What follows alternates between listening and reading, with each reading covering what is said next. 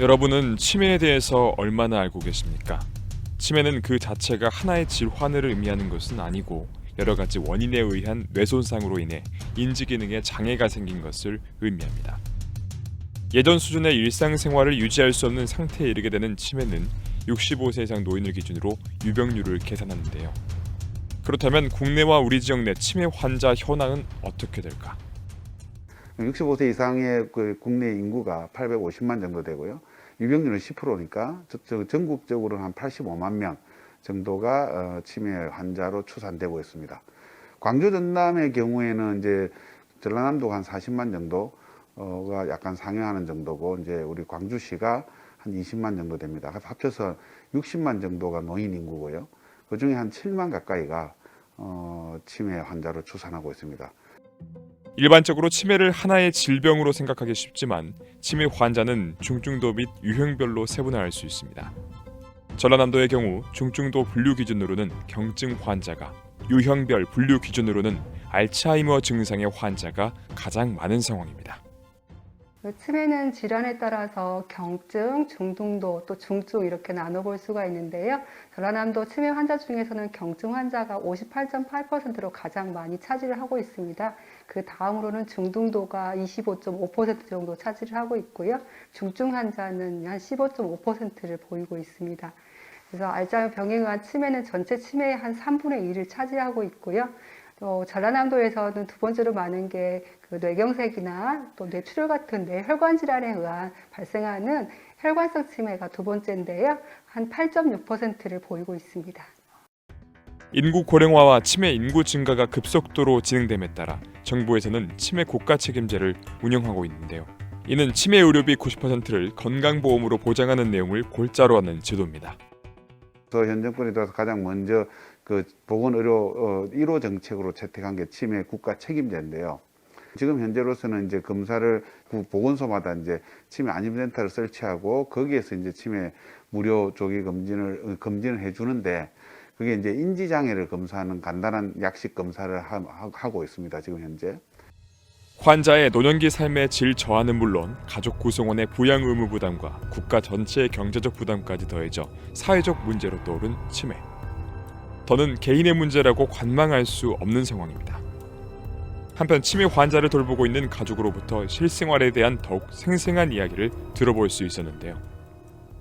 처음이 시발점은 3, 4년 전부터 서서히 이렇게 진행되어 오다가 작년부터는 자기 의지대로 행동을 못할 정도로 지금 왔네요. 그리고 지금은 겨우 주간보호센터의 선생님들 그 안내하에 다닐 정도 되네요.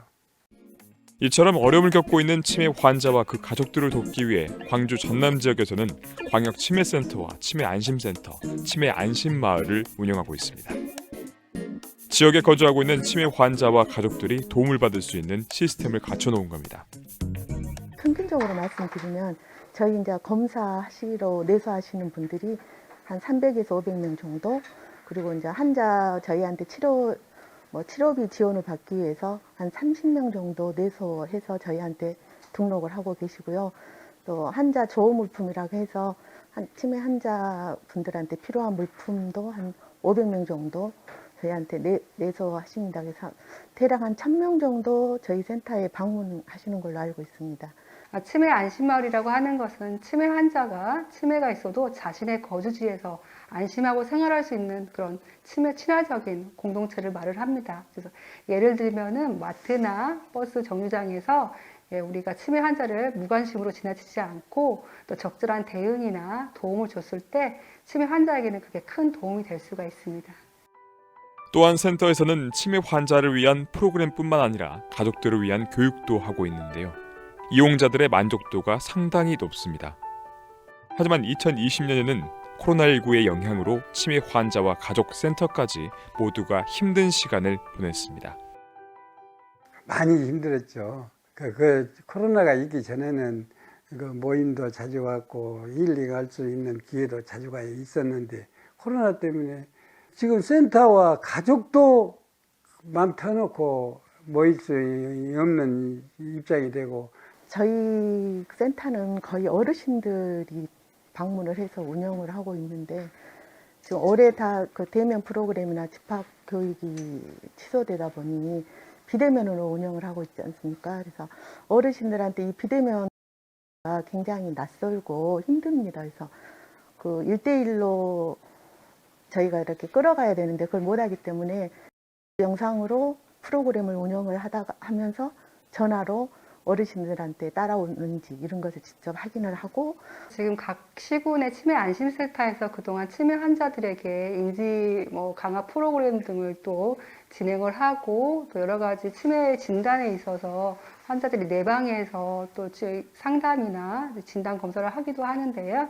이런 이제 대면할 수 있는 사업들이 많이 이렇게 중단이 되면서 그런 서비스들이 원활하게 지원이 되지 못하는 부분들이 환자들의 인지 기능을 최대한 유지하는 데 있어서도 좀 도움이 되지 못하고 있는 상황입니다. 녹록지 않은 상황 속에서도 각 기관은 최선을 다해 2020년 한 해를 보냈습니다. 그 결과 전라남도는 제13회 치매 극복의 날 우수기관으로 선정되었으며 광주광역시 소속의 치매 안심센터는 다른 지역과는 차별화된 프로그램을 선보이며 치매 환자와 가족들의 큰 호응을 끌어냈습니다. 저희가 이제 그 치매 힐링 파크라고 해서 풍암동에 치매 안심공원을 만들어 놨습니다. 그래서 거기서 좀 프로그램을 운영을 몇 번 해왔습니다. 그래서 5월 달에 저희가 치매 어르신들을 모시고 리마인드 웨딩 촬영을 했었습니다. 그래서 어르신들이 그 옛날에 웨딩 드레스를 안 입어보신 어르신들을 모시고 거기서 20상을 했는데 너무너무 좋아들 하셔요. 그래서 그것도 하고 그 다음에 또 그 사진하고 어르신들이나 이런 그 옛날 흑백 사진 이런 것을 좀 저희가 사진전도 개최를 했었습니다. 그래서 전라남도 특성에 맞춰서 전남형 치매 안심마을의 운영이라든지 또 열악한 치매 환자의 주거 환경을 지원을 함으로써 치매 환자의 안전과 이렇게 편리를 도모하기 위한 노력들을 해왔습니다. 그래서 그런 점들이 좋은 결과로 이어지지 않았나 이렇게 생각을 하고 있습니다. 치매 예방은 물론 진단과 관리에 이르기까지 다양한 형태로 일선에서 활약 중인 치매 관련 기관의 2021년 계획도 들어왔는데요. 저희들이 이제 치매 치료제 개발을 서두르고 있습니다. 그래서 이제 광주 치매 코호트 연구단에서 이제 국내외적으로 개발되는 어떤 새로운 치료제의 임상 시험을 이제 대규모로 진행하는 것을 지금 준비하고 있고요. 전라남도의 특성 중에 하나가 전국에서 무학 노인의 비율이 가장 높습니다. 그래서 무학 노인 같은 경우는 기존의 인지 강화 프로그램을 이용하는 데 있어서 한계가 있었습니다. 그래서 이를 극복하기 위해서 저희는 올해 무학 노인을 대상으로 하는 인지 워크북을 개발을 한 상태이고요. 내년에는 그 현장에서 직접 그거를 활용을 해서 효과성에 대한 연구를 진행할 계획입니다. 지역사회 구성원들의 치매에 대한 올바른 이해와 관심을 가지고 생활하기 위해서는 어떤 노력이 필요할까? 치매도 꼭 남의 일이 아닌 우리 가족 또 나중에 우리가 나이 먹으면 우리가 될 수 있다는 그런 생각을 가지고 모두 그 사회적인 공감대를 형성을 위해서 해서 치매 친화적인 환경 조성이 좀 필요할 것 같습니다. 무엇보다 지역민들의 치매에 대한 관심과 올바른 이해가 필요하다고 생각합니다.